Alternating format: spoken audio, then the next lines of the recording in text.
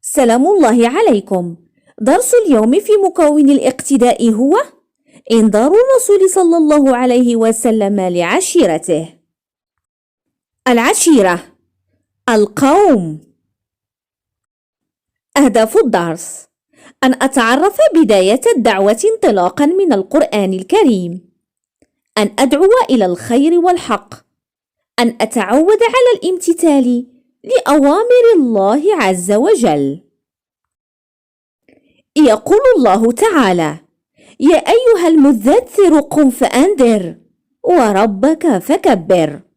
يقول الله تعالى: وأنذر عشيرتك الأقربين.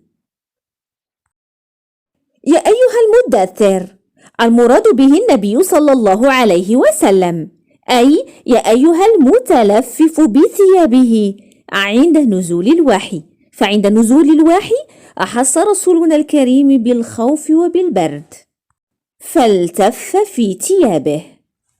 قم فأنذر، قم من مضجعك قيام عزم وتصميم وحذر الناس من عذاب الله إن لم يؤمنوا. المضجع هو المكان الذي ترقد فيه أو تنام فيه.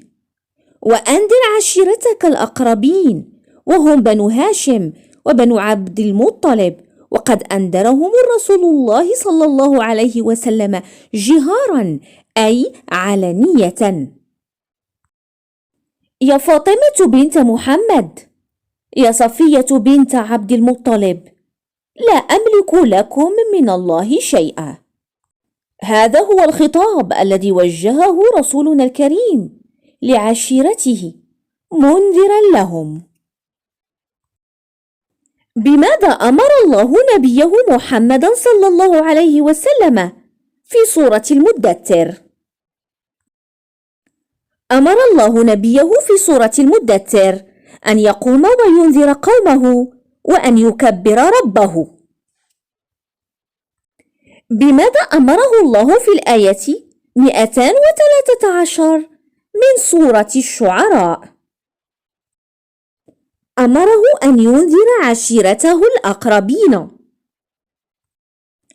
لما أمر الله نبيه محمدا صلى الله عليه وسلم بأن يجهر بالدعوة وبأن ينذر قومه وعشيرته، امتثل صلى الله عليه وسلم لأمر ربه عز وجل، فقام يدعوهم إلى الإيمان بالله وبرسوله ويحذرهم من عذاب الله وغضبه.